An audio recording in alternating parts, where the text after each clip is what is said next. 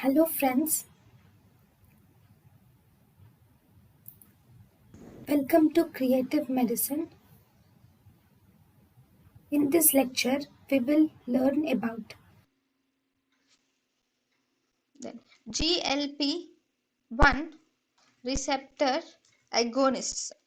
So these GLP-1 receptor agonists are given as a subcutaneous injection, and among in them exenatide is actually the oldest. It is the oldest and the twice daily injection. Exenatide is the oldest and twice daily injection. Then we have liraglutide.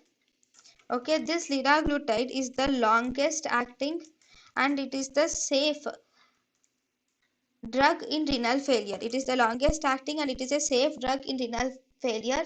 These GLP-1 agonists are resistant to DPP degradation. Okay, then if you see the side effects of GLP-1 analog, they can cause side effect like nausea, vomiting can occur, and this vomiting is most common. Along with that, one more important side effect is acute pancreatitis, and actually this acute pancreatitis is the serious side effect in GLP-1 agonist.